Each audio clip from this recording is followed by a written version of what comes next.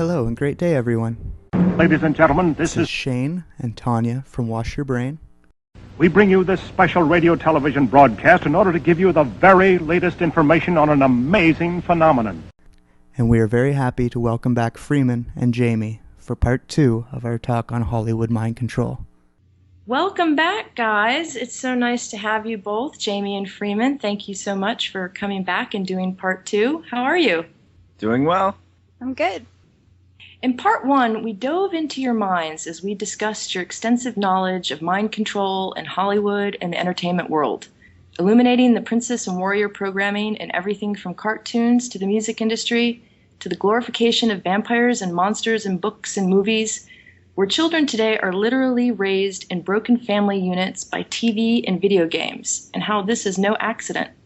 But before we pick up where we left off, I'd like to give you two an opportunity to discuss some of the feedback raised by part 1.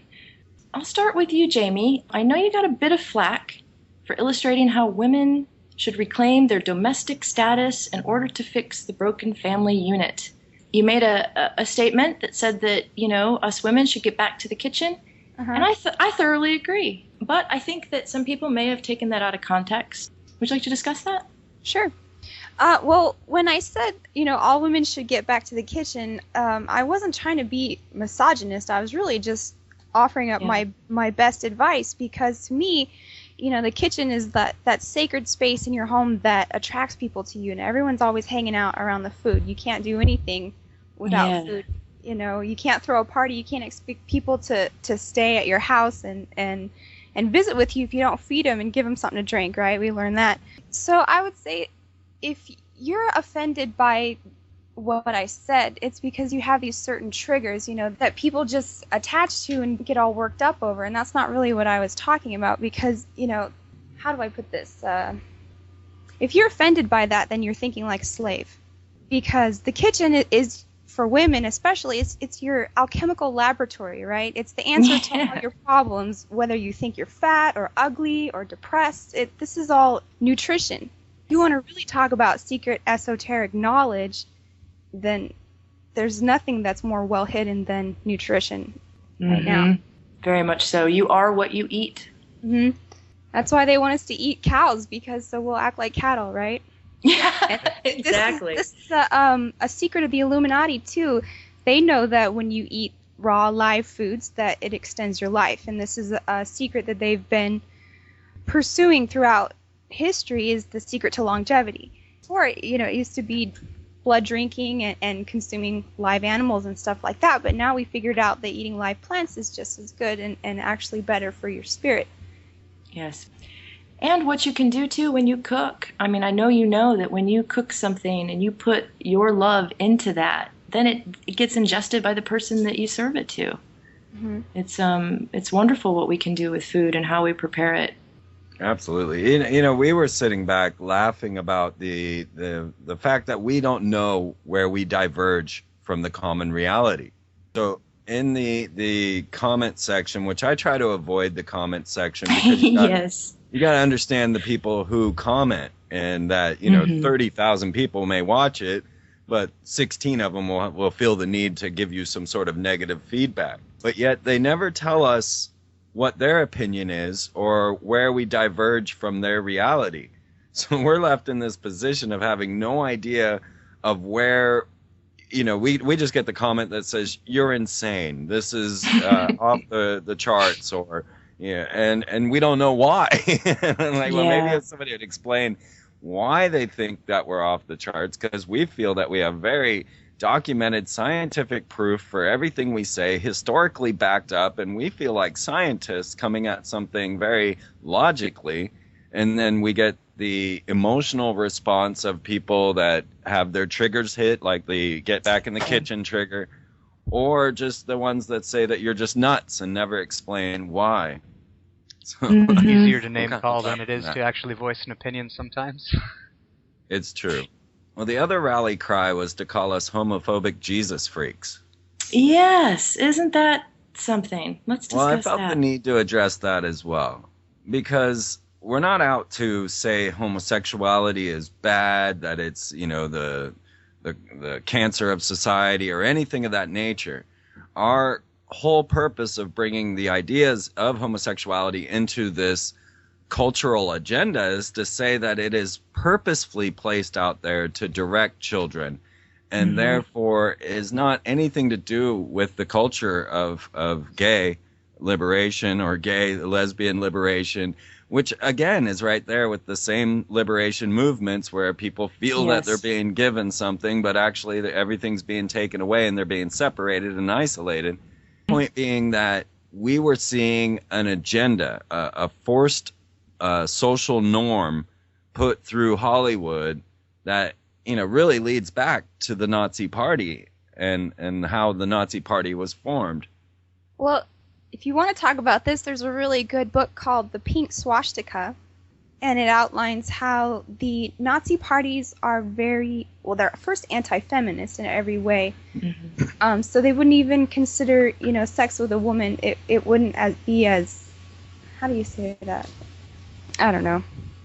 Because I'm thinking about the fact that the Nazi Party formed inside of a gay bar, and that the whole concepts that they would attach to homosexuality were your village people mentality, where only the butch homosexuality was acceptable.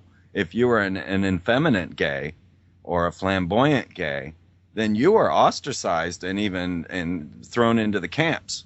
But if you were dressing up in your village people S&M wear and good ready to go and whip, then you were a good Nazi. Like with anything else, it's not that they created it; it's just that they kind of seized the opportunity to almost pervert it or steer it in a direction that best suited their agenda. Use it as a tool, for sure. And I saw Britney. Okay, so you know how Lady Gaga is famous for her gays, right? She's very big in the gay community. Then there was this interview with Britney Spears right before the VMAs, and she does her little shout out, and then she says, and thanks to all my gay boys, right? And this was quite shocking to me because I'd never heard Britney say anything like that before. I was kind of like, whoa, Britney, you know, what did they? This is part of the agenda, obviously. Yeah, she's never, you know, especially not like Gaga does. And whoa, these VMAs, wow. Did you guys see those? I just watched some bits and pieces and couldn't believe it. Yeah, the thing that sticks in my mind about the most recent VMAs was Katy Perry's performance. Her E.T. song where she sings, I want to be a victim, I want to be abducted, where you're different DNA and I want you to mix with our genes together. And so this kind of goes back to what we were talking about with the vampires and the fallen angels taking the human women. So this is a mantra that they're singing. I can't even imagine all the little girls singing along in the radio saying, I want to be a duck. Theme 2, Beyonce was singing If I Were a Boy, and Lady Gaga comes out as a man. Yeah, Gaga. So we have all this gender confusion going on. And why do you think they're doing that? Well, the hermaphrodite, Freeman can tell you a lot about the magical abilities of the hermaphrodite, which has been worshipped throughout history, but this is one of the archetypes that they're calling on because that's the philosopher's stone, right? The merging of the male and female to create this unisex essence, which God is unisex, angels are unisex, and all this. So they're trying to put these together in one person. So here's the question is this just popular culture? Or is it manufactured? And for us, it's so obviously manufactured that we hardly even feel the need to explain how or why, because we've followed so many leads to bring us to this mentality. And that's when I say we don't know when we diverge from the common reality, because we would think that it would be so obvious to the entire public that what we see in pop culture, mainstream media is crafted, it's placed there. Basically Britney fell from her spotlight, had her total meltdown, shaved her head, saying she doesn't want people plugging things into her anymore. She didn't want to be used anymore. And this is the exact same thing that Arizona Wilder, who claims to be one of the mothers of darkness, said she did as well. She dyed her hair brown so that she couldn't be used in the rituals. And when that didn't help, she shaved her brown hair off. And when we see with Britney, you see that she goes in to shave her hair off and it's brown. It's the same story. She didn't want to be used anymore. But then as a trauma-based mind control victim, you have nowhere to turn. This is why I believe Hollywood hangs all together. They're the only ones that could possibly understand one another. The troubles that they've gone through. You know, we've got Corey Feldman coming out saying the pedophilia dealing with Hollywood. Right. And so none of this is someone reaching to the tops. I mean, when we look at the list of icons that have made it, Britney Spears, Mouseketeer, you know, Mouseketeer, Justin Timberlake, Britney, Michael Jackson, you name it, Madonna, Prince, they're all connected to Walt Disney.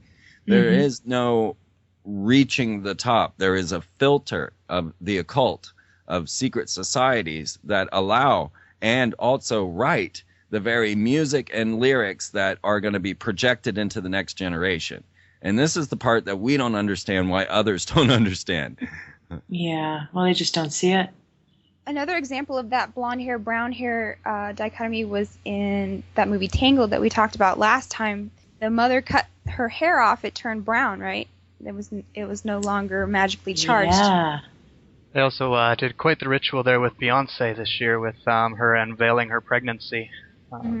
Popping the belly, and of course you have Kanye West jumping all over Jay-Z as if he didn't know when he's so excited for him. That's quite obviously all been planned, and you know, all just a kind of an act to produce yet another one. Well, do we think that Beyonce sat behind the scenes going, you know, I'd really like to have a dance troupe of riot squads? You know, do you think that they come up with this on their own? This is sociological programming. Exactly. And to jump, and of course we can go back to other things, but on that note, I really want to talk about the transhumanism agenda. For those who do not know what transhumanism is, a brief definition: transhumanism seeks to use radical advances in technology to augment the human body, mind, and ultimately the entire human experience. It's a philosophy that supports the idea that mankind should proactively enhance itself and steer the course of its own evolution. Transhumanists wish to become something called post-human. A post-human is someone who has been modified with performance-enhancing body and brain augmentation to the point where they can be no longer called human and have mutated themselves into an altogether new being. They use nanotechnology, which is the science of creating machines, which are the size of molecules. And I was just reading last week that they are currently developing neurochip interfaces, which are computer chips that connect directly to the brain in the hopes of increasing the human intelligence into a supercomputer. And all this programming is all the rage in the latest video games. And terms like augmentation are now like the new buzzwords. And this is a perfect example of this programming telling us that we are being controlled by technology and that the human augmentation is enslaving us all. So if you weren't good enough now, you're not going to be good enough for the future unless you get augmented. This falls under a category I like to call sorcerers and robots. And in the olden days, a mind control slave used to be called a golem, which was a little doll that a sorcerer would make out of wax and inscribe a sacred name on its forehead and animate the doll, and it would be a perfect slave for the sorcerer that had created him. It was named a golem, just like in Lord of the Rings, right? Yeah. But now they've perfected their mind control techniques, you know, from Nazi Germany up until today with the trauma-based mind control, but also with the food. So this is an attack on our biology, and that's what I see transhumanism is. And food is a really good segue into that, because there is nothing out there hardly anymore that is readily available that will support your life. And we were I don't know if we talked about energy drinks last time, but I found a good quote on the back of an energy drink, and it says, "For centuries, cults and governments have used juice to do and conform the masses. Now, after extensive research and development, Lost Enterprises has harnessed the hypnotic power of juice. The truth hurts." So basically, the energy drinks and all this crap food that we're eating is attacking our blood, right? Because our blood is made of sugar, and everything that you eat nowadays has high fructose corn syrup in it or some other kind of processed sugar that is just the most horrible thing that you could be eating. Because they don't want people to be naturally in tune with their biology and with nature anymore. They want them to feel better with the robotic body. So then we look at people that are starting to promote this concept of a transhumanist agenda, and you find characters such as Rael, who is supposedly the ambassador of our extraterrestrial gods, wanting to put an embassy in Israel for the Elohim's return with the Star of David and swastika as the icon on the ceiling. But yet here Rael comes out before Congress and talks of human cloning, and he talks of the computerized drugs, computerized sex, and the way that this would be so much safer. And he leaves you with the idea that, well, you know, your parents will never understand this, but they'll just die and be replaced by you. So this gives the kids this out of thinking their parents are, you know, behind and not worth their time. They can't keep up.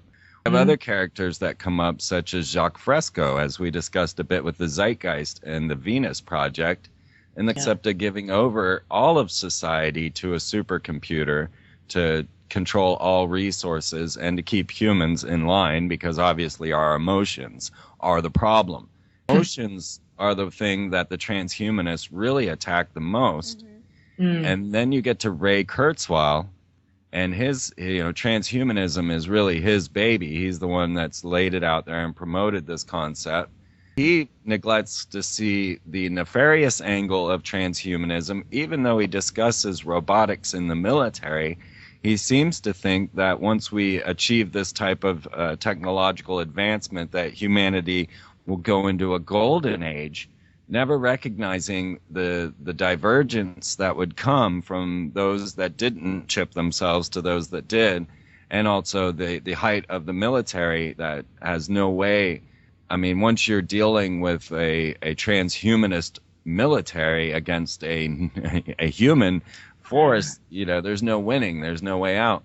So he has a very optimistic outlook on transhumanism, as did Rael, or does Rael, and yet they really aren't seeing the issues here as we watch robotics start to take over. This 9/11, we just had the 10th anniversary.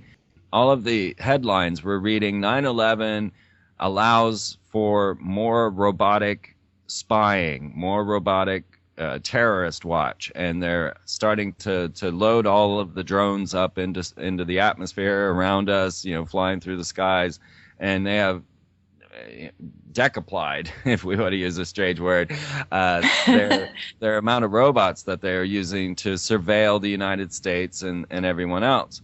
So there's many levels to this, and if we're not really, you know, if you're not paying attention, you're not following the script, you're going to get left behind and also be in a whole lot of danger if none of us are aware of where this is all going, which is a separate culture, a breakaway culture that will think that they are superior to the non-mods, you know. And I'd just like to mention that Disney does own Electronic Arts Gaming along with Marvel Comics. And these are, I mean, I know we talk about Disney, but they are at the heart of this whole thing. And when you start to see that, I hope that you'll stop thinking of us as kooks and nuts and start to realize that there is an agenda and that it does have goofy ears, you know. It's not all simple and fun like everyone thinks. And there is a program. So Disney owns these Electronic Arts games. They own Marvel, and what's coming out in these games, in these videos, is an agenda and is purposeful. There's a video game called Too Human. It's based on Norse mythology, and all of the Norse gods in this particular video game are just human beings who have been cybernetically enhanced. And the first thing that they did was take the place as gods among humans, because obviously they were more, you know, advanced because of the technological enhancements. They were stronger, faster, all that jazz, and therefore they could assume the place as gods above the rest of the people, which kind of speaks to what you were saying about the breakaway civilization or breakaway culture that is kind of inherent to this whole uprising. It's because once people start getting augmentations, it's going to be X-Men all over again. You know, you're going to have the mutants versus the humans, or the augmented versus the humans, and it's just segregation once again. Yeah, if we look at the International Space Station right now, at this very moment, they have 6 adult stem cells sitting up there for generating longevity. They want to test it. And then they've got Robonaut 2 up there.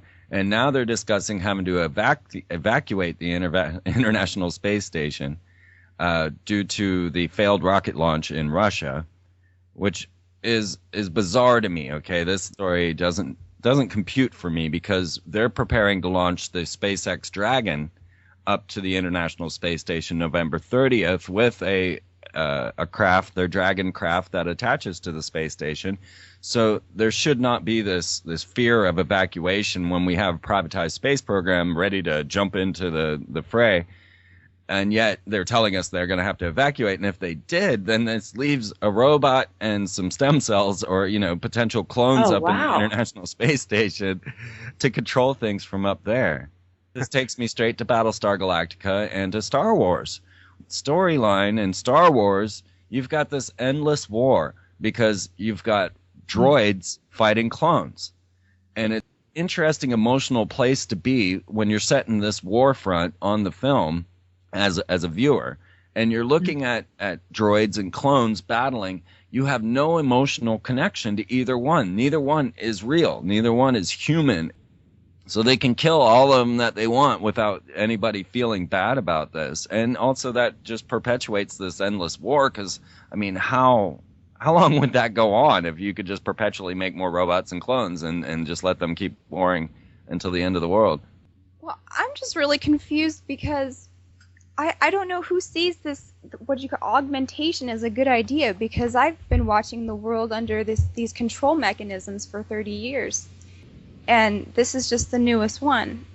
And so I don't even know who would be wanting to do this kind of thing, I guess. But well, and that's why they introduce it to the children. Here are these kids that they've already been conditioned and programmed to not love themselves and to feel inferior and to be forced to compete. You need to look perfect and be skinny and be this and be that. And now, hey, you can get augmented and be better than you ever were.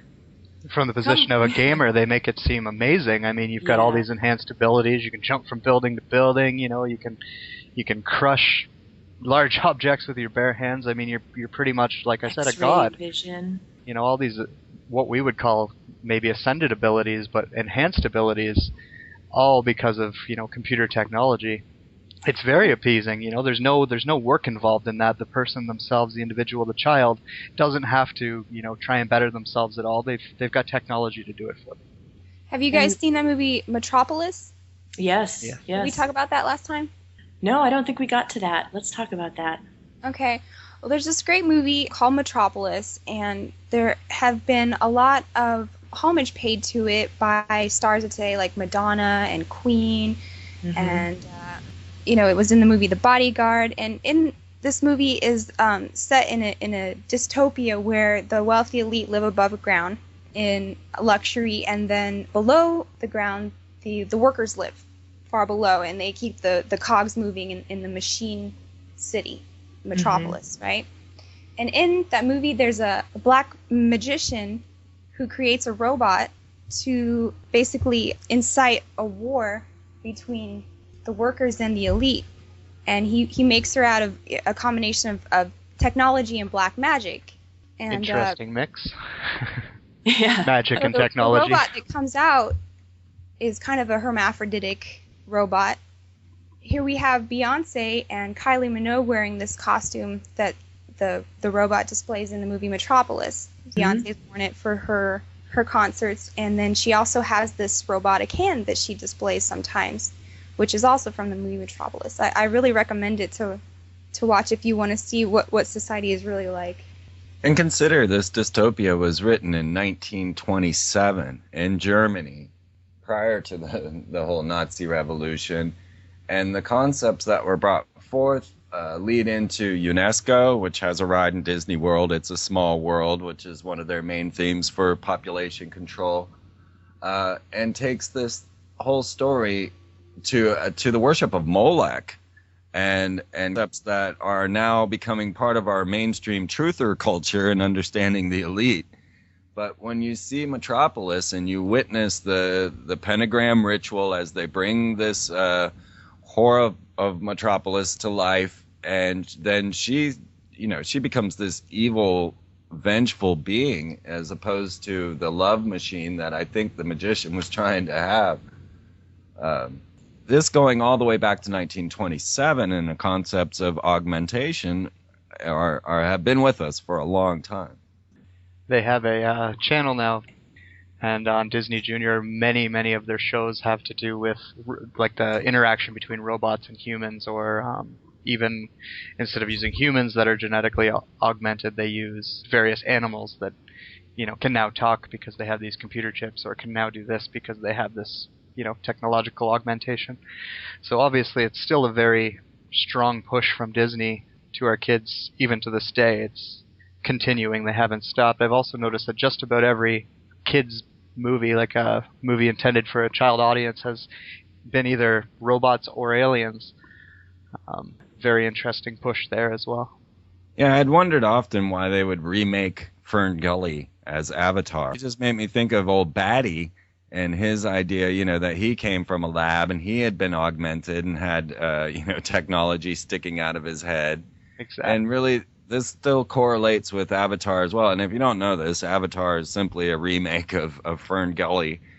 Same story, same everything, except now we have the military involved with all of their exciting new toys that the kids get to learn about. But on top of this, they have the whole concept of mind transfer technology into a clone, the idea that you need certain genetic traits to be transferred into a particular clone. And right there, augmentation again, because you're willing to put your brain into a computer. And anyone that doesn't think that they're working on this, I highly recommend looking into what's known as the Blue Brain Project, which is making a computer capable of transmitting exabytes of information, and this way be able to actually house somebody's entire mind inside of a computer. And curiously enough, the Blue Brain Project has yet to have that type of ability. They have not yet generated a computer that can push exabytes, but CERN has. And the CERN LHC grid, or the Large Hadron Collider grid, which is 200,000 interlinked computers through direct fiber optic lines, is capable of pushing this type of information and is capable of mind transfer technologies. So we're looking at a world where the elite are finding all the means and methods of extending their lives, of finding these augmentations, of being able to transfer their minds into other bodies or even into robots, as Michael Jackson had attempted to do. Then you realize why UNESCO and Disney would promote It's a Small World, because once you're starting to live 1,000 years, it will be a small world. So yeah. This would play heavily into why they would have a eugenics campaign. Well, let's just talk about Satanism and technology for a second, because those two go hand in hand. Arthur C. Clarke, he said that any advanced technology is indistinguishable from magic. And if you think that, Satanists are just role-playing in robes and altars, then you haven't met one. Wrong. Yeah, because they're technologically advanced and scientific. Tell them about Rex Church's device. Yeah, I really didn't expect this at all. And we've all seen the film by Alan Moore, Hellboy, and the concept of the Nazis using technology to punch a hole into the other dimension to make contact with demons. Mm-hmm. Well, lo and behold, when I met my first Satanist, which was Rex Diabolus Church, and he's a rather famous Satanist, having been raised by Anton LaVey himself into the Church of Satan, and now has turned his back on the Church of Satan for saying it's not satanic enough, and started his own church now, which is called the Chaos Imperium, I think is what it was. So he's starting his whole new thing. But his whole thing was to build a device that opens a portal for the old ones to enter and wreak vengeance on planet Earth. The Satanic Church, these old ones, correlate to H.P. Lovecraft's Fish People, or the god Cthulhu, made famous from the South Park episodes, right? So he is actually trying to open these portals for Cthulhu to come through, and when you watch Alan Moore's Hellboy, you'll see that was very much a Cthulhu-type character coming through there as well, before Hellboy escapes. But so we find that actually these Satanists are techno-mages, techno-magicians that are trying to find ways to incorporate electronics into their magical practices.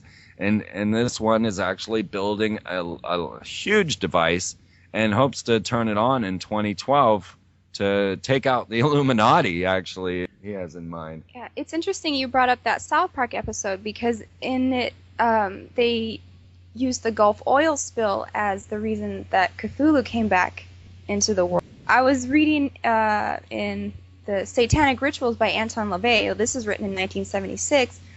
The ritual to, Cthulhu were the old ones. He said a perfect place to do it would be an offshore oil rig.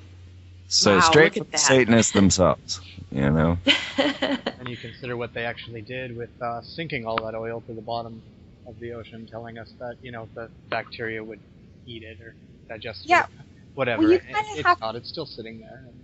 You kind of have to view these catastrophes kind of as they're rituals. Revelations. Also, what kind of seals might they be opening? In the Book of Revelations, during the last days, they open the seal in the earthquakes, and they open the seal, and what could they have opened with the oil and brought up onto the earth that wasn't supposed to be there? Or from breaking the Pentagon, which was actually a kind of a ploy in a certain movie. Or maybe it was a comic book. I don't remember where that came from. But when we look to the Pentagon and you realize what a pentagon is, the inside of a pentagram, and a pentagram is a shape that a magician would use to bind and control a spirit. If they were then to crash this missile plane, whatever you think might have hit the Pentagon, into the side of the Pentagon, then opening that seal and releasing whatever demon might have been confined under there. That might have even been in The Watchmen. I'm not sure. I can't remember where that was actually used in a popular culture. But it's one of those concepts that definitely struck me when the Pentagon was hit, whether they were releasing or the seal that bound the demon that our elite have confined using their magic. And this is the thing, too, is to try and express to people that the elite are magic practitioners. And this has been a hard one to try to get through to the public, even though we have all these examples. We have Ronald Reagan and their astrologer. We've got Hillary Clinton and her big booty goddess that she placed out there. We've got Barack Obama's mother-in-law practicing Santeria in the White House. I mean, how many examples do you need? We could probably go on. We saw the altar, the Masonic altar that Roosevelt broke with his leg brace. We could go on about the elite and their occult practices. So the idea of the Pentagon being shaped as a pentagon, as a magic ritual, is not outside of our norm.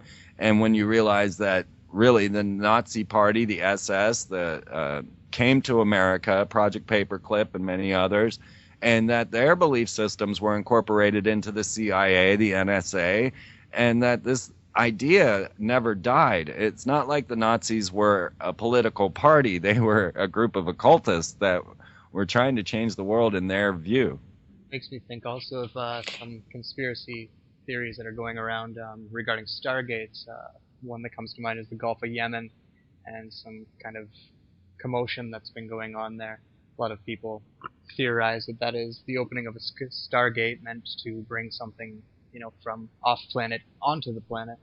And when you were talking about opening seals and that kind of thing, it immediately triggered in my mind that that's a lot of what that had sounded like to me at the time was just like what we would call a seal opening, whether that is actually a stargate or not, or just a straight up a seal.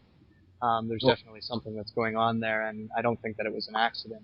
I think if it was an accident, we wouldn't have all the military there. Exactly. The other correlation to this is that we recognize that the pentagram is a symbol of Sirius to the Freemasonic order, to many of the occult orders, all the way back to Egypt and ISIS being Sirius. And we find all these correlations, connections to Sirius. When that Yemen event happened, and anyone can go look this up, there was absolutely an unexplained magnetic anomaly in the Gulf of Yemen, right off the coast of Aden, which is supposedly the Garden of Eden and where Cain is buried. At the same moment, while this was going on, the Ethiopian cardinal was announcing that he had the Ark of the Covenant, which is also believed to be some sort of portal opening device. right at that moment, what caught my attention with the Gulf of Yemen and this whole situation was that they announced the piracy of the Sirius Star. And that was the ship that was being supposedly attacked there in the Gulf. And this was the alert. And anyone that's in an esoteric order or Freemasonry or any of these studying ancient Egypt would immediately be clued in and cued by the word Sirius Star, because that's what caught my attention. So it was the piracy of the Sirius Star, this secret star of the elite, that brought every nation to the Gulf of Yemen. And yeah, it's too curious that we'd have China, Japan, Russia, America, every nation right there with their battle cruisers. There was something more obviously going on, and for my attention, it was caught by that Sirius Star symbol. Yeah, it's definitely what I was thinking too when you brought up the seals, because a lot of people claim that it would be a stargate, but if you start to take in mind the Sirian star and the idea of how seals work and the pentagram being a seal, then it all kind of, makes you kind of look in a different direction than just possibly a stargate. One thing we can go into, Jamie, in part 1, you had mentioned that you have your own system of magic called Slack Magic, and we would love to hear about that. Okay.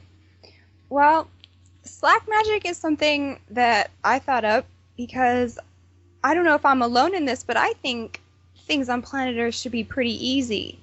And we shouldn't have to be working so hard and going nowhere and having nothing when we're at the end.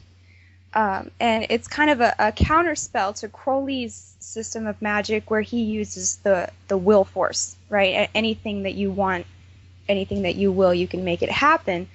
This is kind of going against conventional magic, where the magician, he recognizes that he's the microcosm and the macrocosm, and he's part of a bigger body, right?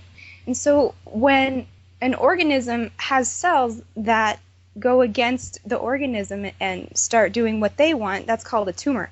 And if they get really good at it, then it becomes a cancer. So Slack Magic is kind of the anti-Thelema, where you're kind of surrendering your will to a higher spiritual authority and recognizing that things that you may want aren't always good for the whole. So it has a couple, I'm working on it. It's going to be something, and I hope people will call themselves Slack magicians because, let's talk about Slack for a second. I kind of borrowed that concept from Church of the Subgenius. Praise Bob. In it, they talk about a lot of conspiracies and stuff, but they say that the ultimate conspiracy is the powers that be robbing you of your slack, which is your free time. And so the slack is the moment of creativity, that moment where you are not bound to do something and you can just create for yourself. And this is why the aristocracy were the practitioners of magic, because they were the only ones with enough leisure time to be able to practice this type of, magic. Yeah, right? Everybody else is working. So if we were to bring the slack back, and if people could recognize that each of their days was worthy, it's the worth of the human that's being attacked, and the concept that you're not worthy of existing on planet Earth unless you are slaving away under some corporate banner. You start to realize and take each day as a Saturday, and you get up in the morning and you've got your time to do whatever it is you feel like doing. And then what we found is that humanity are creators. I mean, whether you want to take it that we are created in our creator's image, we are creators. That's what separates us from the animal world, is that we make things. And if you think that you can take that creativity out of people by removing them from their corporate slug jobs, the wage slavery and whatnot, you're insane, because people will continue to create. They can't help but create. And this is the big split between what people think motivates people and what does actually motivate people, because money is not a motivator. It's a whip. But it's not the motivator that makes people want to be ingenious and create. So Slack Magic promotes that you have enough self-worth inside of you to create something of value for all of humanity, even if it's just sitting in your house creating something out of crayons and paper. Your time is valuable.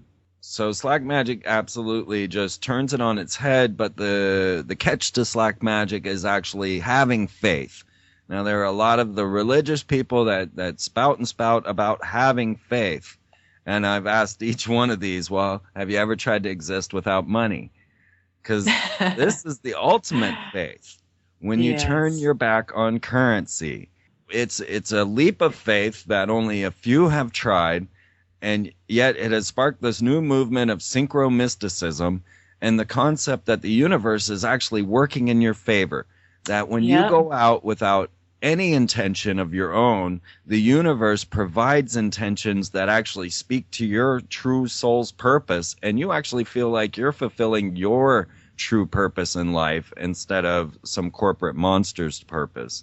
And having faith in the fact that synchronicities will come into your existence and guide you is the part that people need to learn first. And then we could start to modify a society on these beliefs and on the very faith of synchronicity. Tenet of the Slack Magic system is, let go of your ego, because ego death is a very, very deep esoteric concept. The yogis use it. It was symbolic, when Jesus was baptized and he came back, and no ego. So that's also recognizing that you're part of a whole and not just alone. Wasn't there I'm thinking of a lady from Germany just recently who 69-year-old woman that decided to turn her back on money. Decided that what she could do was, what she attempted to do was to create a free store for the homeless and the destitute to have what they need. But what she found was the people coming to her were those that had just recently been let go, lost their jobs, and the homeless really had their own shtick already and didn't seem to need her. But the new people that had just falling from their foundation then did. And in this, she gave up on the whole storefront idea and just started offering her services to people. And so now she has no money. She doesn't want it. She's written 2 books on this, and she gives all the money away. It's beautiful. Because she found that she was so much happier, and that she all of her needs were met simply by servicing other people. Just being their friend, helping them with the dishes, whatever that friend happened to need, or the person that she ran into. And this is the life I have led as well. I made friendship my currency, and I made it my true purpose. And I wandered this earth for a decade without a job, without anything really, and never ever did I ever want for anything. And this is the part that people really need to let sink in, is that there are loving, beautiful, generous, kind people all over this globe, that the media is lying to you with CSI and all the concepts of these evil humans. And you have to go and put your faith back in humanity to wrench it away from these sorcerers that are leading you astray with the ideas of gold and economy. And how did you do it? Practically, you had faith in yourself, you had faith in your higher power, you just had faith, right? You believed it. If there was any commandments in Slack Magic, it would be, thou shalt not worry. Yeah, very good. Because worry is worthless, and it really takes a toll on our body, because how many times have we worried about something and then gone through it and looked back and said, well, that was stupid, what was I worried about? Mm-hmm. And worry creates whatever it is that you're worried about. But it's never as bad as our imagination can make it, right? And so why put your body through that taxing process when there's no need for it? Yeah, the lack of worry creates as well. And so then when you free yourself from any of those confinements, all of a sudden you find that you're not in any trouble with anything, or it works the opposite way as well. Another part of the feedback I was laughing at is that people were calling us paranoid, when actually I practice pronoia, right? I think everything is going right for me, even though it might not seem like it in the moment. The perfect example of this is missing the plane that crashed. And so in the moment, you feel like it's the worst thing that ever happened to you. You're going to have to go through all this, ticket and get another flight and all this stuff. But then you find out that it was actually divine intervention on your behalf that saved you from a catastrophe. You just had to wait and figure out why is this happening to me, and what is the greater good that's going to come out of it? And too often we step in our own way, and everyone wants things to go as they have analytically created it to go. And so we get caught in these cycles, and everybody goes out and they know exactly what's going to occur that evening. They've thought it all through, and they go, and that is exactly what happens. They go, they meet their friends, they drink their beer, they speak of the things that they knew they were going to speak of, and they come home. This is the mental limitation that keeps you confined. When I left, I had no mental limitations. I don't know why. I guess I was raised in a nurturing environment, and this allowed me to not think of any sort of peril, which is one of the reasons I can identify the ideas that are placed in Hollywood and in all the TVs to make you feel as if you're constantly in peril. You won't even branch out and attempt this.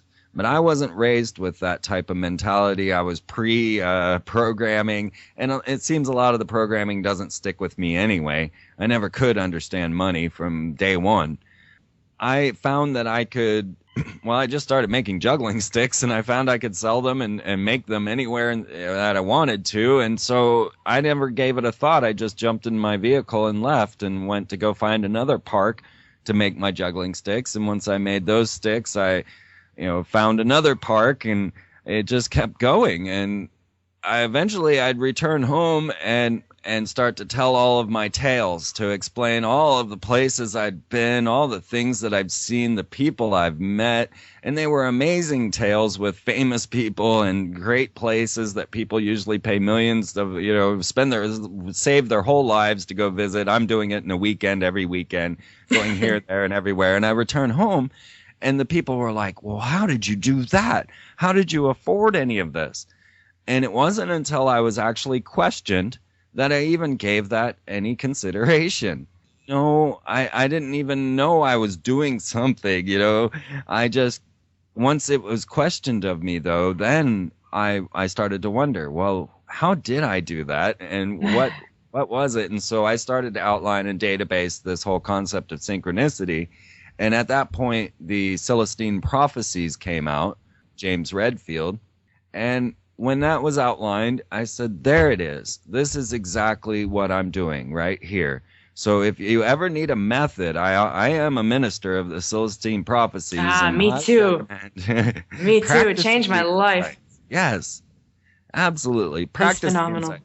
And it all comes down to being foolish enough and childlike enough. I never let my child die. That's a good example of slack magic, because when you're doing it right, people will conceive you as a fool.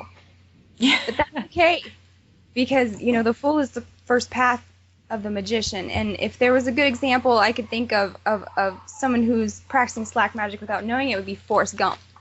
Yeah. Yeah, he would be our Messiah. Yeah, for sure. He just wanted life doing, what made him. That's a great example. Yeah.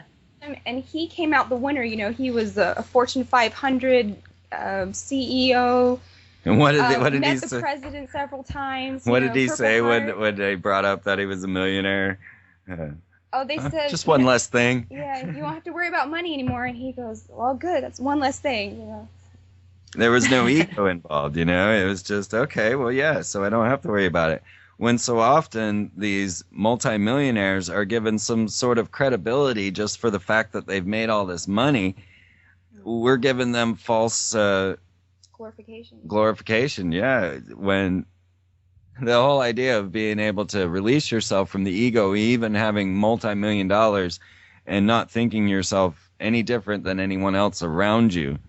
This is another spell within the money spell, is that elitism, where people think that they have some sort of value sociologically because they have money. And this is usually quite the opposite. But so you release yourself from that. You look to the Celestine Prophecies and you find that we all have control dramas. We've all learned how to be psychic vampires at child's age.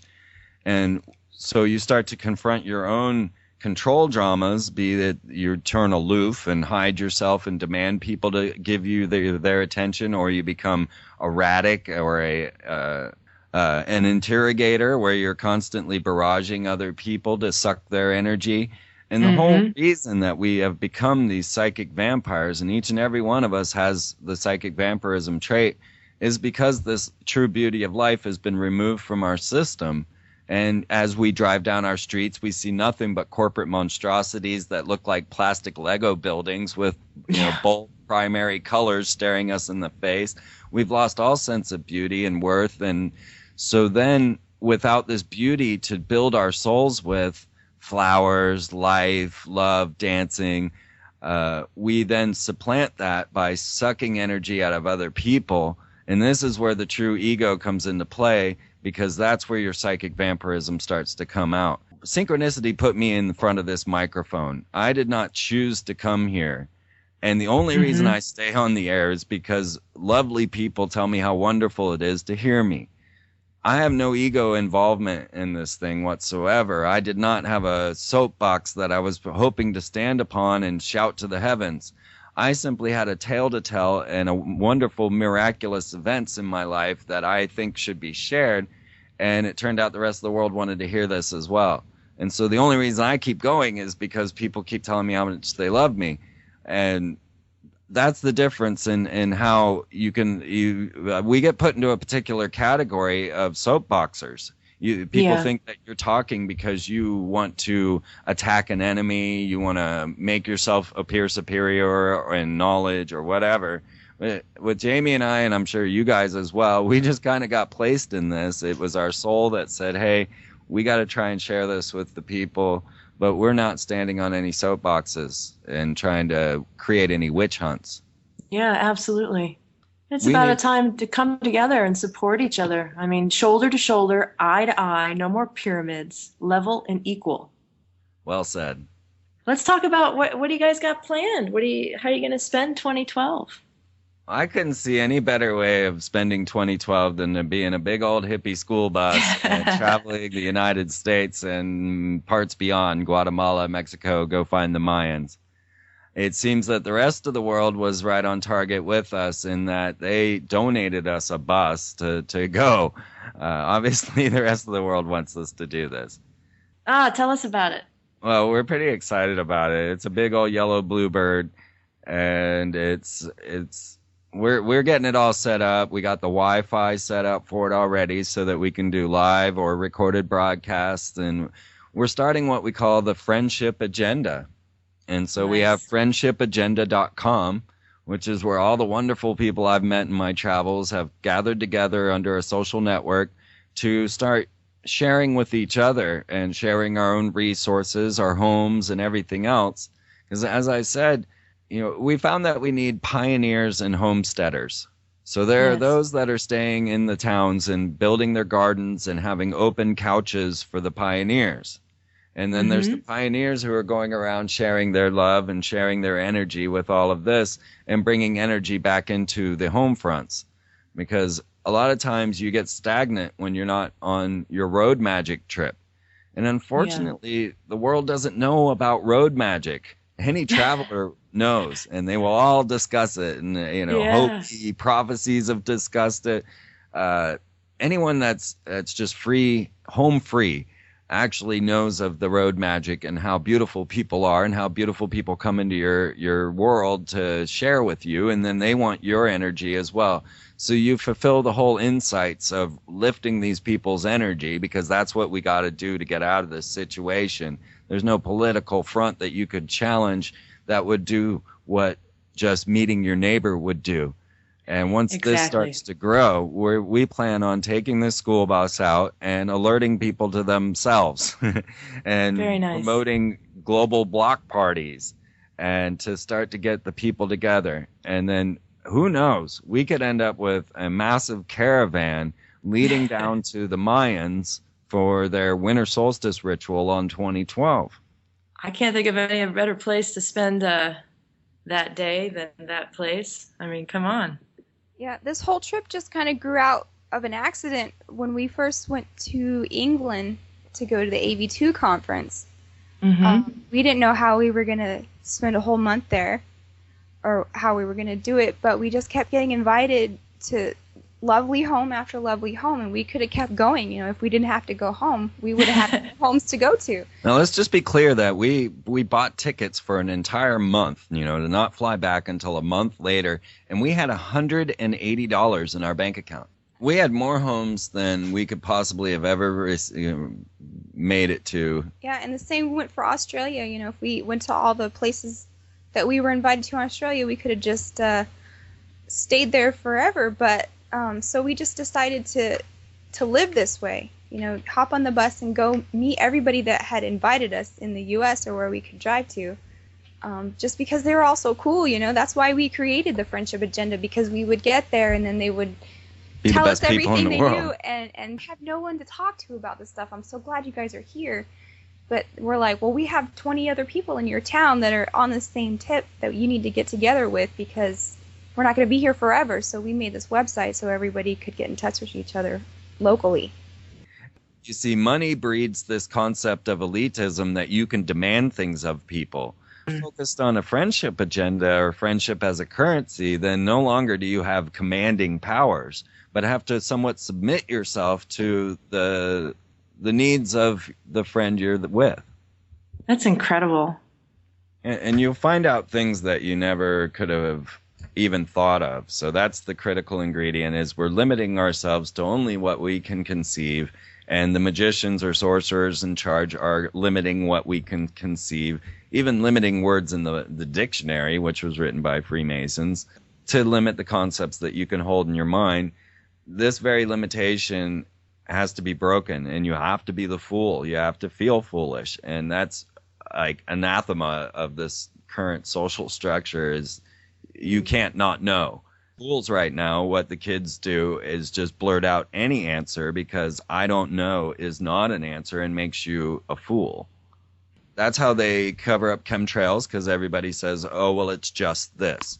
They will form their own answer to it and then believe it. And this brings me back to food again, and corporations and Rainbow. Out at the Rainbow gatherings, now every day we've got to decide, and Einstein said the only thing that kills brain cells is making decisions. This is why he only had one suit. He didn't want to have to choose. And every day we're forced into constant decisions. Where will I eat today? How am I going to feed myself? What do I need? When you go to Rainbow, you find that your food needs are all met. And I have literally witnessed people begin to shake and shiver and just quake to the floor as the trauma leaves their bodies, and they don't know what's going on. But the truth of the matter is they've never felt secure before. And when you have all of your food needs met without any questions or doubts or making of decisions, then you just suddenly relax. And none of us relax ever until you're put into a position. So let's say that Rainbow met reality, the real world, and you walked out your door and there was your neighbor cooking up some great pizza or lasagna, and you didn't have to decide on what you were eating. You were fed this love vibe, and your whole day was just, then the creativity is there, because all you have is your time for creativity. That makes me cry a little bit. That would be fantastic. Wouldn't it? I was thinking it's weird because we went to this conference in Philadelphia, and one of the first speakers was Jay Parker, an ex-Illuminati satanic ritual abuse victim. So here he is talking about satanic ritual abuse, and he goes through his spiel, and then he starts talking about solutions, and he brings up this one book called Natural Cures They Don't Want You to Know About, they in quotes, Have you heard of this book? Yep. I read this in my early 20s, and I always thought it was kind of weird because he glosses a little bit over the elite and how they try and control the food and all this stuff. But I just thought that was so interesting because if you want to talk about satanic ritual abuse, just look at the food you're eating, right? And you're self-abusing yourself every day when you make bad decisions about what you're putting in there. And, the one of the first rules of magic is know thyself. You can see this on the portico over the temples of Delphi. Know thyself. And so how do you know what you are if you don't even know what you're putting into yourself? Like you said, you are what you eat. That's why they try to make us eat crap, and they want us to eat cows so that we can act like cattle.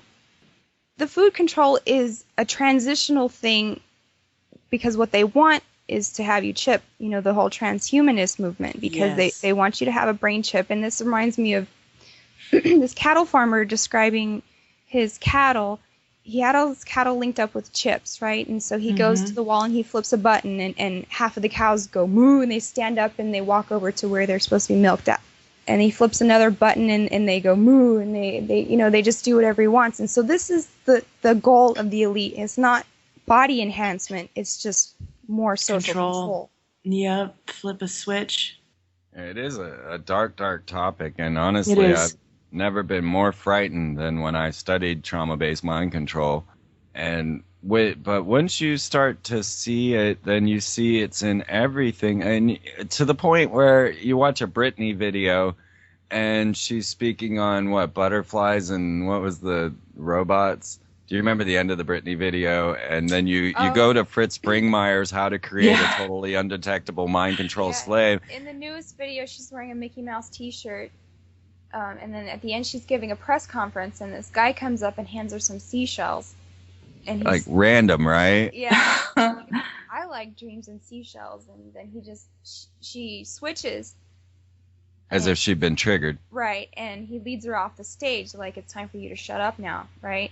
And the seashell. So I went and looked in Fritz Springmeier's book. I looked it up, and it said that they use this for scaring the victims, because they tell them that plants and seashells can hear everything you do, and they're going to relay it back to the programmer. So you're always being watched, basically. Book written long before this video was ever made, defining seashells, used in the exact method that they use it in the Britney video to scare her to shut up because she's up on a newsstand podium. And when you start to know, you can watch Heroes. You go watch The Butterfly Effect. This is one now, if people want to truly understand what Hollywood stars seem to go through, and what many of these trauma-based satanically ritually abused children go through, you watch The Butterfly Effect.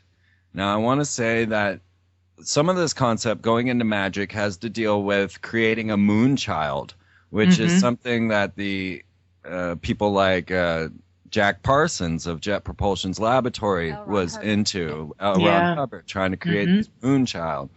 You get into my studies on Anna Nicole's baby and my belief that she was a moonchild ritual. Well, Aleister Crowley's book, known as Moonchild, is subtitled The Butterfly Net.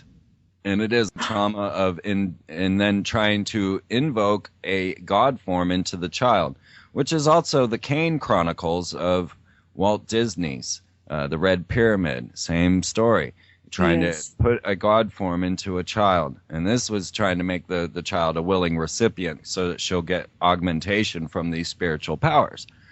So when you go and watch Ashton Kutcher, who is a known Kabbalist, performed a Kabbalist wedding with his wife, Demi Moore, so realize where Hollywood is. Realize that also Ashton Kutcher is working out at the gym, getting ready for the end of the world. The belief patterns that these people are in because they're the ones programming you. And you watch The Butterfly Effect, and step by step, if you were to read How to Create Your Undetectable Mind Control Slave by Fritz Springmeier, step by step, it is the movie The Butterfly Effect.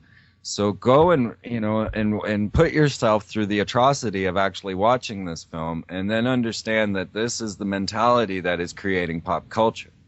The Moonchild rituals is something that when I brought up Beyonce's pregnancy unveiling earlier was the first thing I thought of as well, just the general excitement of everyone involved. And well, I wonder. Interesting theories about Beyonce, because she just has the most interesting career. Like I see her as the new high priestess of Hollywood. Yeah. So it's like, move over Madonna, there's a new high priestess, and her name is Queen Bee. And she comes from a group called Destiny's Child. Dad was her manager, that old chestnut, right? But then she also has some weird phenomena with the Obamas, right? She's singing "At Last My Love Has Come Along" at Obama's inauguration. Oh, that's right. What's up with that? Well, I don't know. If they can bring back Akhenaten, why not his wife Nefertiti? Yeah, Yes. that's Make her where I the was queen of going. the pop world. That's where I So was who going, was even the- with the baby and the kind Who's- of rise of Beyonce. Mm-hmm. I mean, like from the outsider perspective, where people are just looking at it as media, they say, "Oh, it was because of Jay-Z," but who is Jay-Z as well? We understand that he is very involved as well with the Illuminati.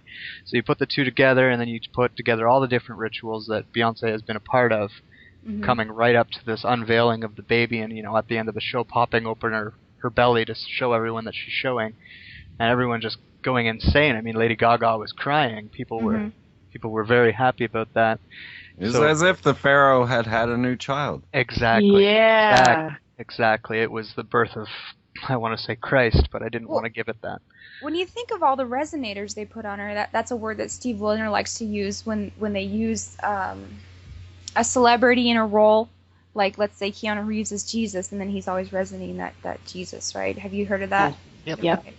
So they pretty much made her everything. She's been Isis, she's been the evil robot from Metropolis, she's been the whore of Babylon. All these resonators they're putting on her, I can't think of a single female deity that they haven't dressed her up as, right? I agree. That's right. Yeah. And the Black Madonna has an even deeper esoteric meaning to the Jesuits. I'm reading some books on that right now. I haven't really got to the end of the whole Black Madonna story, but it seems to me like it would be Isis. Magdalena.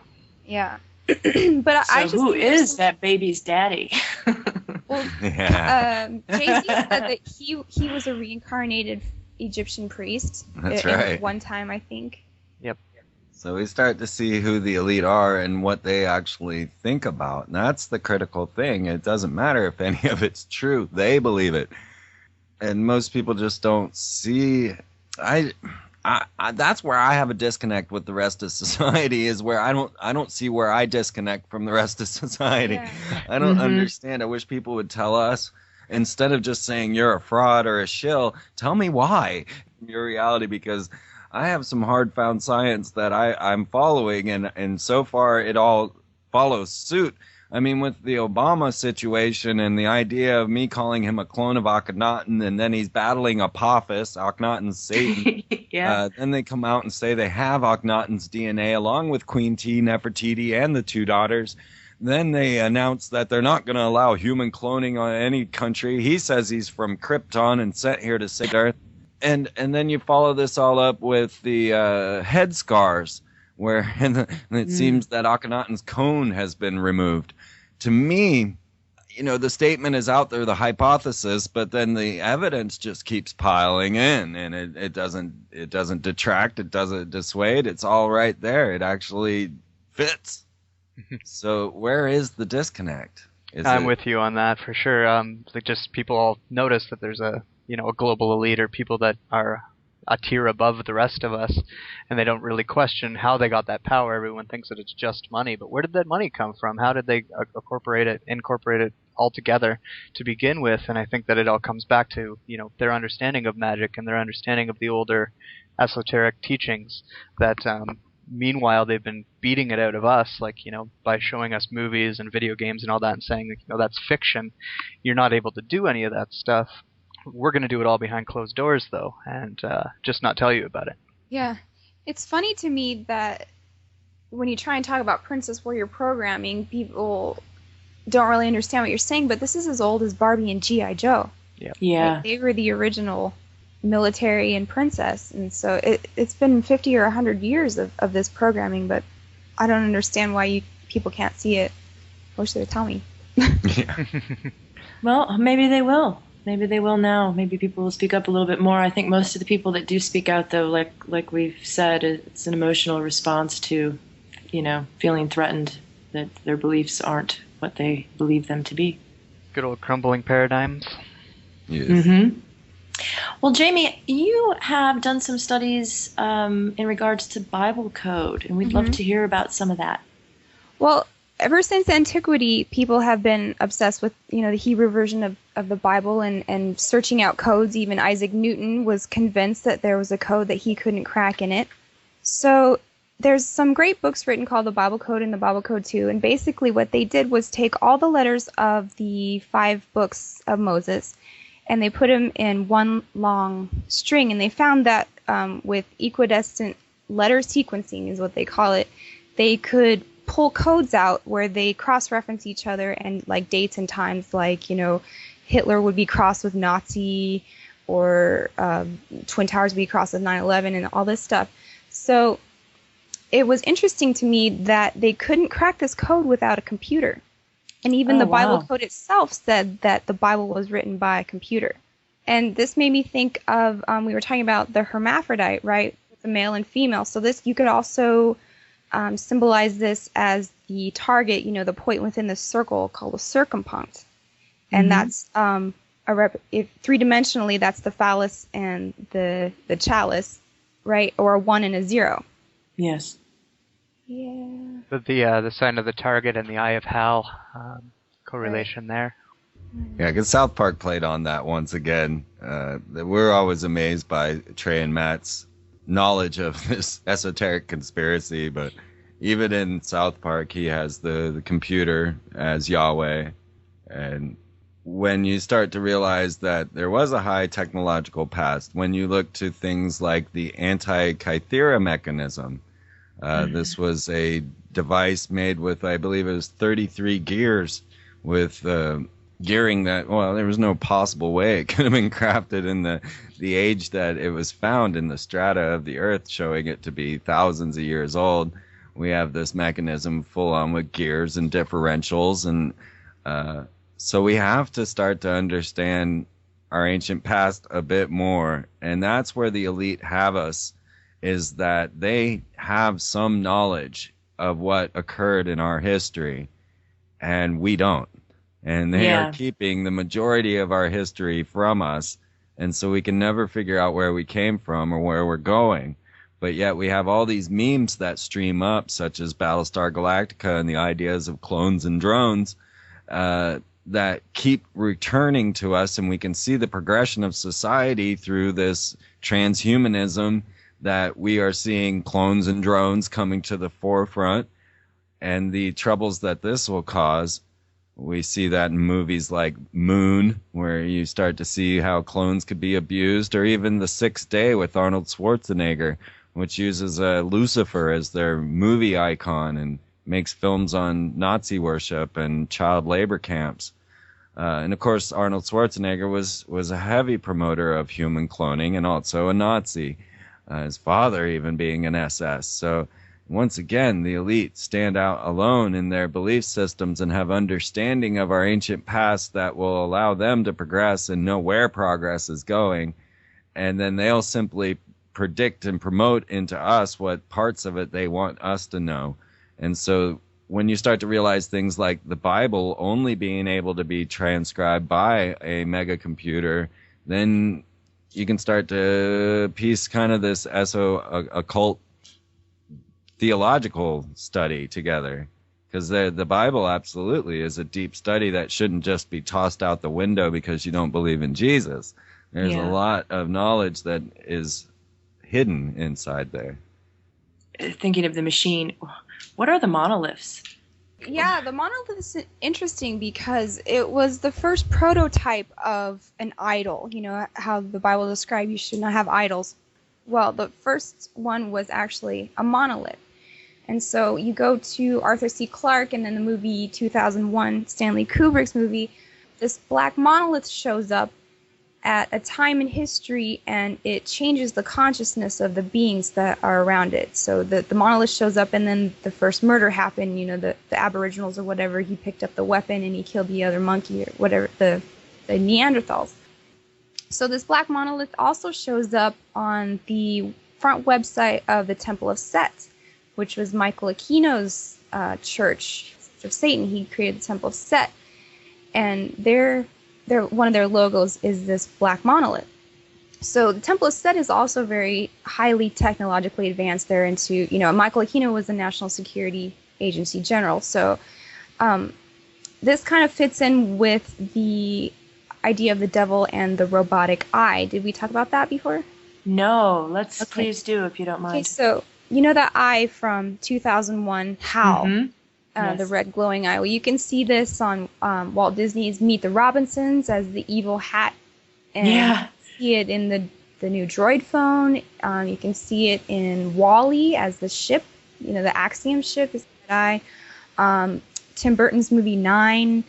It's in a Beyonce video. The Beyonce video is Lady Gaga. She's got guys dancing around with this robotic eye as their head.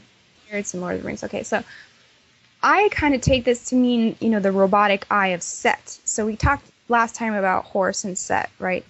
And now that we're getting past the Aeon of Horus, going to the Aeon of Set, this is the new eye that you're going to be seeing instead of the Eye of Ra or the Eye of Horus on everything, the all-seeing eye. A lot more of this red eye of Set is my theory about what it is.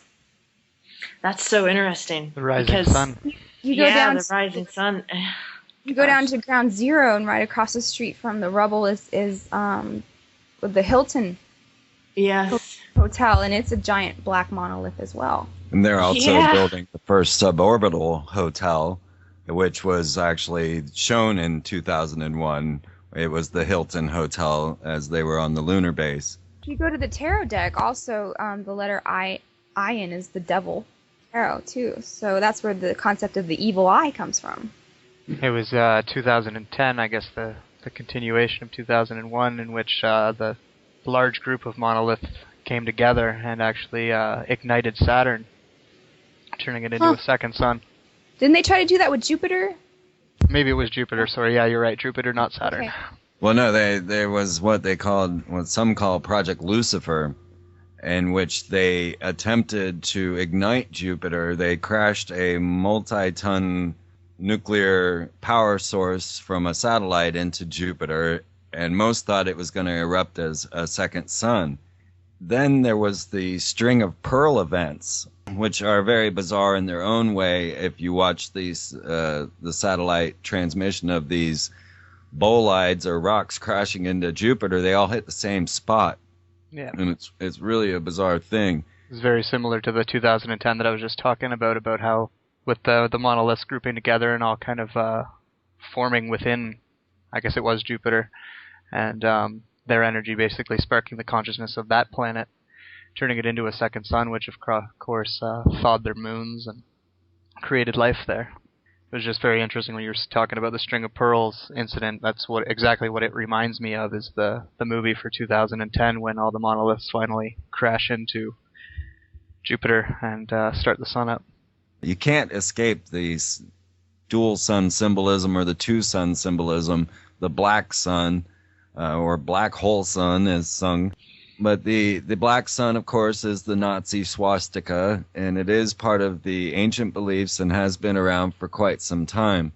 So the sun behind the sun of the sun, Jesus, all of these dual sun symbolisms are very intriguing and have led me to believe that there's possibly a binary star, as many believe, as many scientists have said that there would be a binary star in our system, so that we have two suns and one that only comes in, and this would cause these cyclical catastrophes.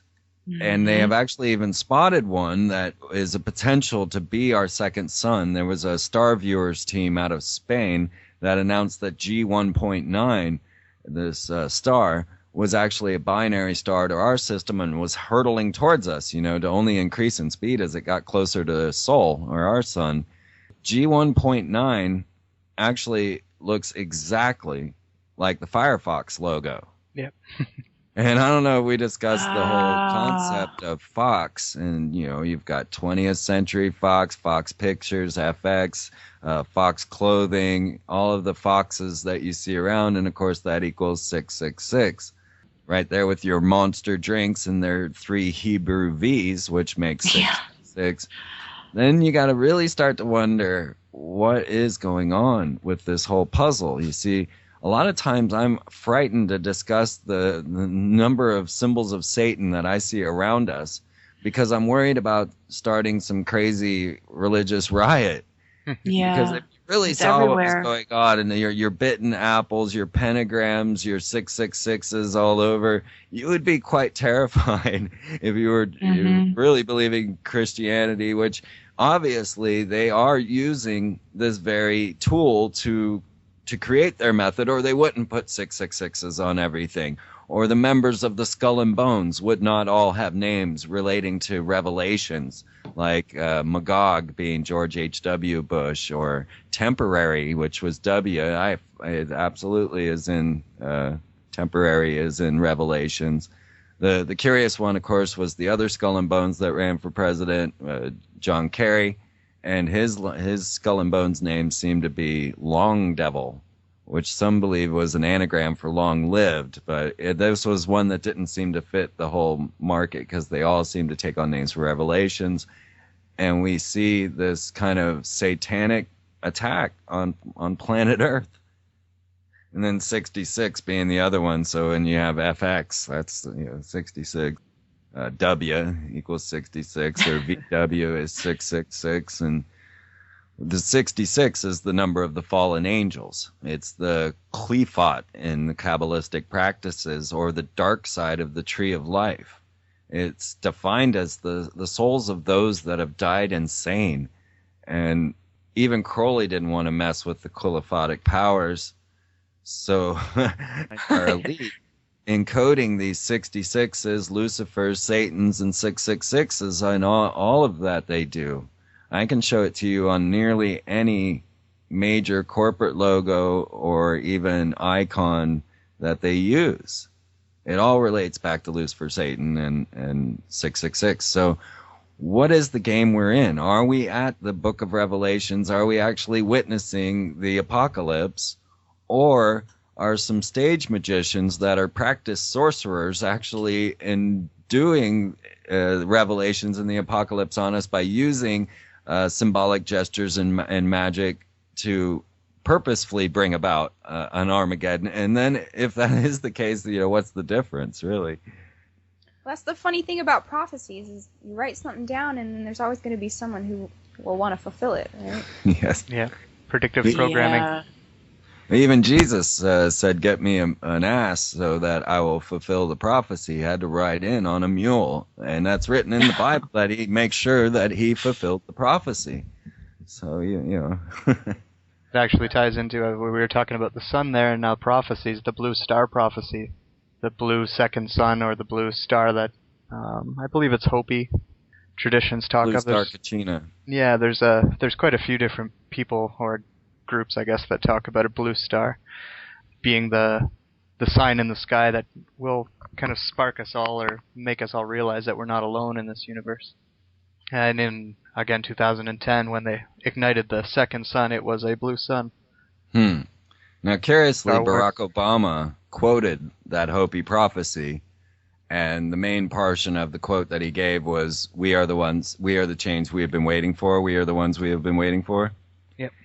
So here we have the president who has said he came here from Krypton to save planet Earth, and then he's quoting from Hopi end-of-the-world prophecies. His name means lightning from heaven, and his catchphrase, yes, we can, says, thank you, Satan, in reverse.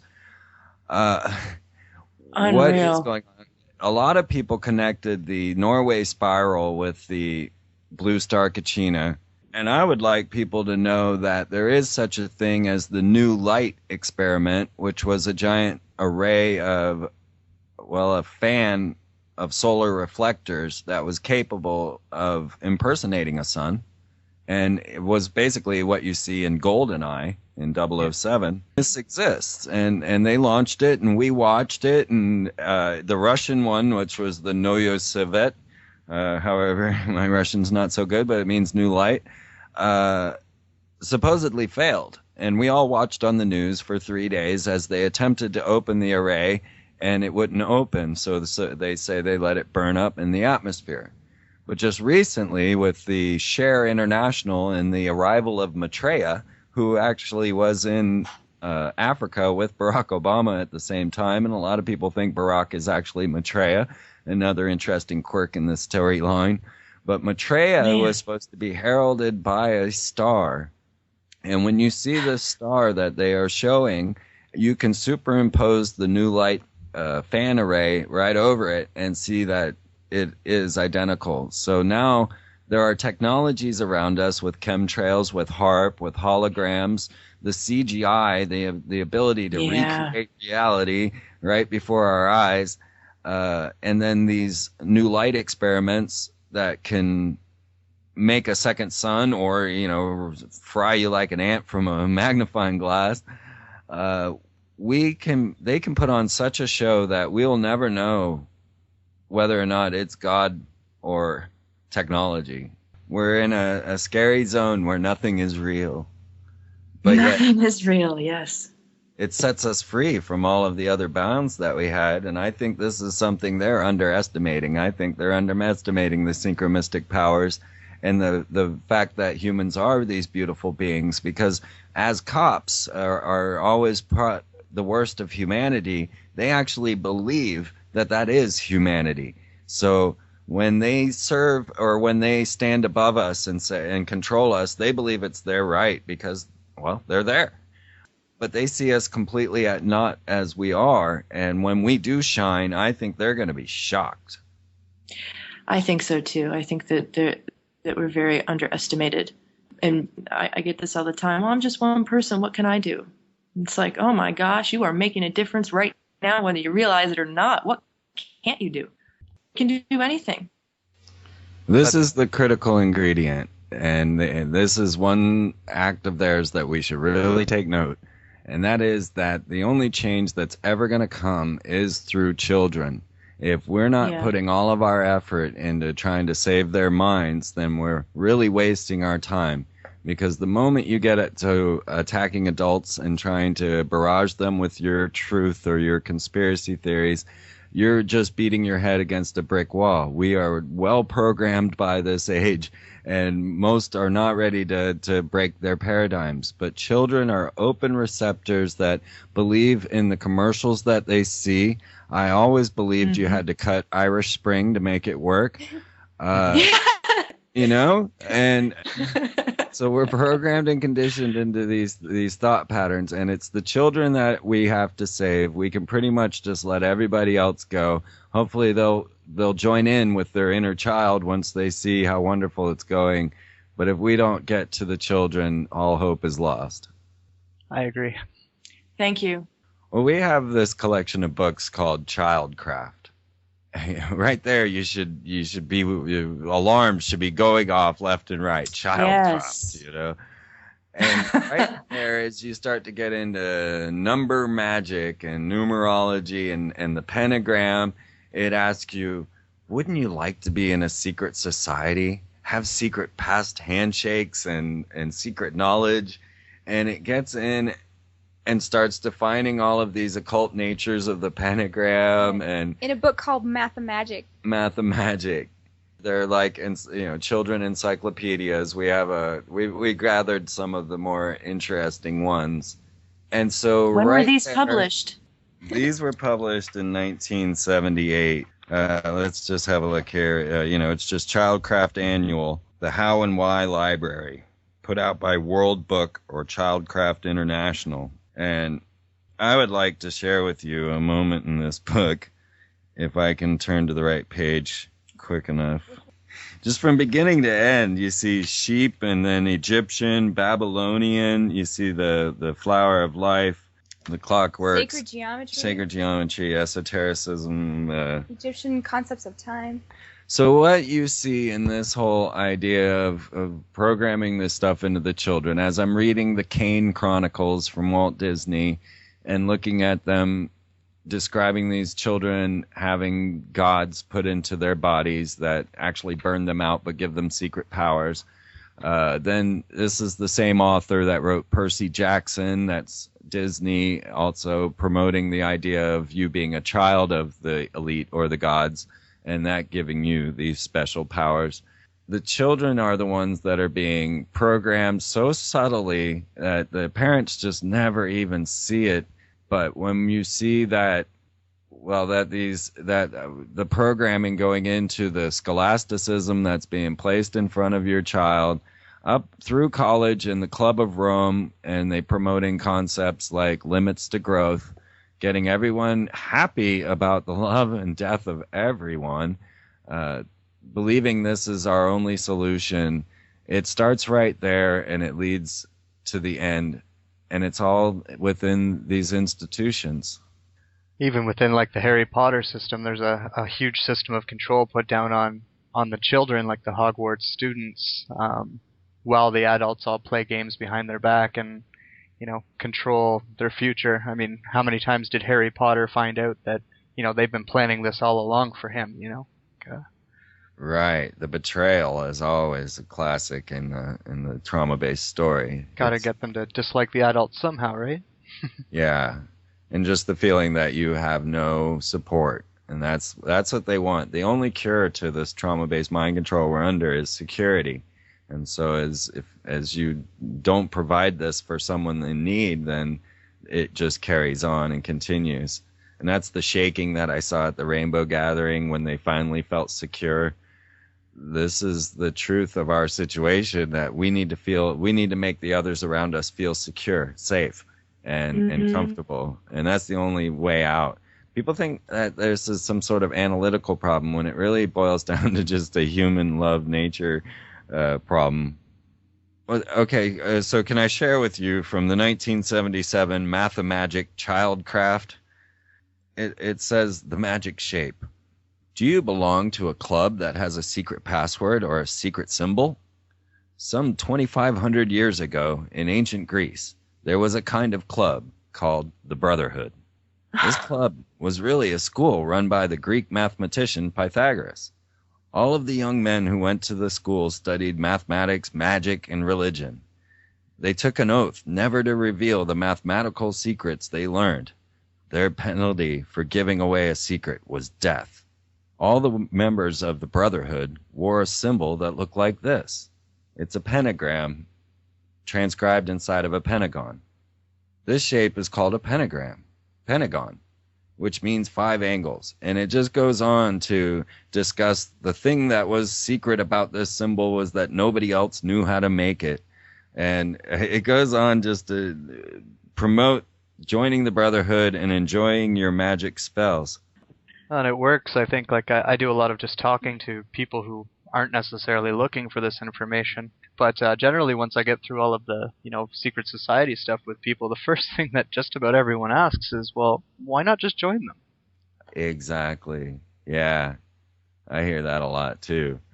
It's a weird mentality, isn't it? It really is. Yeah. It's like, you know, you just finished listening to everything negative that they're doing and you want to go join them? Why? Just to gain their secrets. And that's what it comes down to, is secrets kind of being glorified to us. Like a lot of people look at that, like, you know, as some kind of badge that they could wear, or medal to be won is to know a lot of secrets, whereas anyone who does have a lot of secrets will be the first to tell you that, you know, it's not a nice place to be, having to keep secrets from people, or having to keep secrets from people you love, especially. Look at it this way. We're the first generation that doesn't have to join a secret society to get all the esoteric knowledge, because everyone has the little box with the word Google, and you can get anything you want nowadays. And there's enough, you know, defectors and people who've left the orders and written exposés. You can get a book on anything. You don't have to join the Masons to get all the Mason secrets. Even I know the passcodes and the handshakes and, you know, the catechisms and stuff. So maybe back then you might have had to, but now we don't have to. And that's one thing I like about Slack Magic, is that you can take from any system, but you don't have to adhere to any of them, because there's something about rituals that, well, can I just call it robotic, right? It comes from your reptilian brain and is training you to do the same thing over and over again. Conditioning, any way you look at it, yeah. And there's a side to this as well, which is the act of performing a ritual, which makes it real to the brain. So all of the pageantry that you'll see within a ritual, all of the effects that you put out there, actually will trigger parts of the brain to make it accept that this is a reality, and therefore you can actually make a difference, or, you know, conform reality to your will, as Aleister Crowley would say. The pageantry has another effect that the elite use, in that you see the queen running around with all of her minions and all of their fancy fare, carrying an orb and a staff, and, you know, if she was just some little old lady sitting in her cottage, no one would treat her like a queen. but you have to have the pageantry, just as Hitler did with his rallies, to make the effect on the consciousness, to make you feel that they are something special or something elite. Even Hannah Montana had to put on a blonde wig. Yeah. Mm-hmm. Got to wear the mask. But that's interesting. I mean, as a side note or whatever, just thinking about it is, it's almost like trying to trick yourself, to believe. You need to have all this to see, to believe, to. Yeah. And that's what you kind of got to do to perform synchronicity. Mm-hmm. Is leap, the leap of faith, and you make that leap off of your normal reality, and just you panic. I've traveled with a great many people and taken them out there, and it feels like you're out on an ocean with no port. But it's not true, and it's just what your mind creates before it happens. And it's much like the psychedelic experience, where Johns Hopkins University says that the use of psilocybin mushrooms in a controlled environment with the intention of healing, psilocybin mushrooms will give you a life-altering event that has brought 99%, I think even maybe 100% of their test studies out of depression using psychedelics. Well, synchromysticism is very much in this same ilk, because you have to make this leap of faith. And if you've ever done a psychedelic, there's that moment of panic when you go, oh my God, what have I done to myself? And you start to fear what's coming, but then you transition into the actual effect of the psychedelic, and all of a sudden you're in a wondrous world where everything's just magical. And it's the same with making the leap of faith into synchromysticism. Everyone's afraid to leave their home, their shelter. They don't know what's out there. They don't know what's coming. But we hope to promote and to show that the potential is actually out there. And if you limit yourself to your known cycle, you're never going to fulfill your own true soul's purpose. Once you open yourself up, actually you'll end up closer to being a millionaire, if that's, your game, and than anything else. You have to throw in new experience and just allow it to happen. So it's a beautiful thing, but it can cure depression and be a psychedelic trip without ever having to take any sort of hallucinogen. We're going to do it, and they're going to push us into it, and we can't escape what we came here to experience.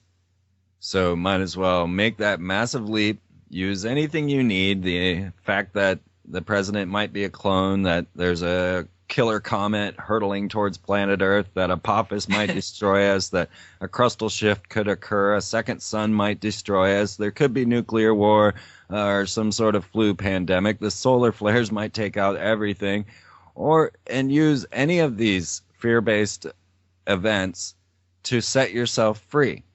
Because if any of that be true, as all of it's being promoted, the invasion of extraterrestrials, then you're free. Quit your job, save the world, forget it.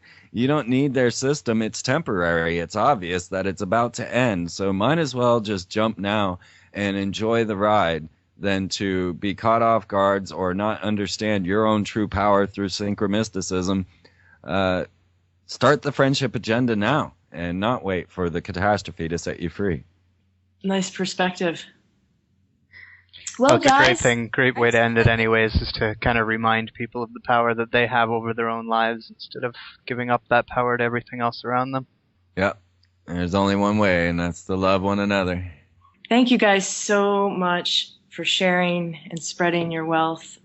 One of the ways to reclaim your power is to wake up to these things so that you're aware of them, and it gives you freedom. Some of these things are heavy and hard to hear, but we can get through anything together. And I think that that's really the message that we're all trying to put out there, is that let's do it together.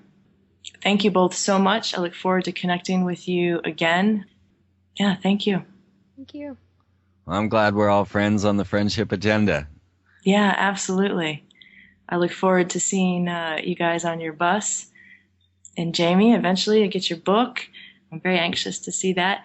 Tell us where we can find you and all that. Well, you can find me hanging out on the Friends of Freeman, friendshipagenda.com. I usually friend anyone, everyone, talk to everybody on there.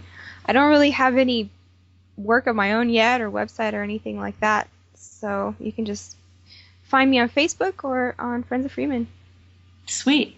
And Freeman, you're on Freeman.tv? Freeman.tv. Everything Freeman TV is mine. So I have databases, hundreds of hours, all of this stuff, deep occult researches, hundreds of hours. I hope to keep you busy for years. It's amazing. It's all there at Freeman.tv. All right, kids, go have fun. Have a wonderful evening. I love you, and we'll be in touch. All right, love you guys. Love you guys. Have a good day. Or night, I guess it is. Thank you, Jamie. You're welcome. Bye. Bye. We hope that you have enjoyed our most recent broadcast, and we'd like to remind you, it is within you to deprogram your mind and liberate yourself from the manipulation that takes place every day through the system of mind control. Knowledge is power, and it can help to eliminate fear. We thank you for joining us on this journey to free those minds that are currently being distracted and to empower the spirit of all members of the human family. Together we can remember who we really are and breathe new life into that which they have worked so hard to program, our world. By remembering who we are and our true significance, we can learn to love ourselves and create the harmony we wish to see in the world, free from all fear and control. Love yourself. We love you. Thank you for tuning in, and take care of you for us. We're with you.